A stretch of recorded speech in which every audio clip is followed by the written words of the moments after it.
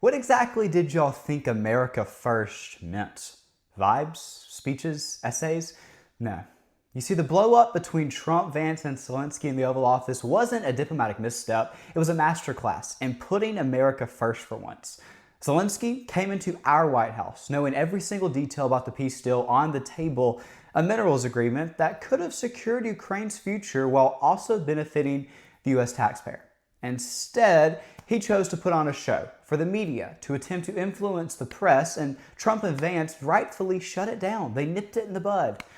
The scene unfolded like a reality check for a world far too accustomed to America's open wallet.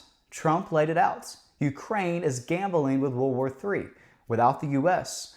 And Vance hammered home the points, calling out Zelensky's ingratitude for not thanking the American people who have propped up his continuous war effort. Zelensky pushed back, correcting Trump on dates and questioning Vance's credentials with a snide, "Have you ever been to Ukraine?" But that defiance only dug his hole even deeper. You see, Vance didn't flinch, accusing him of trying to litigate this in front of the American people. This was a cheap stunt, not statesmanship. Trump capped it off by saying negotiate peace or fight alone. No deal, no lunch, no more coddling. That's America First in action for you.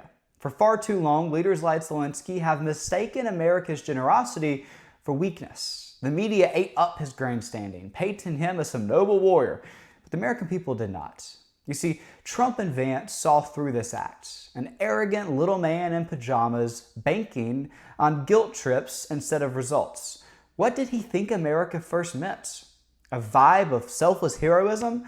You see, Ukraine's survival hinges on our support, yet Zelensky waltzed in demanding security guarantees without offering the respect to Trump. Vance was right to call it disrespectful. Trump was right to show him the door.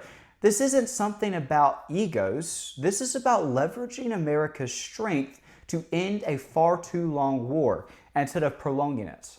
Contrast this with the old playbook. Billions funneled overseas with no strings attached and no accountability. Trump and Vance flipped that script.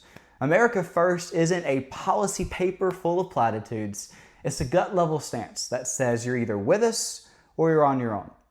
Zelensky thought he could roll in, dictate terms, and play the victim card.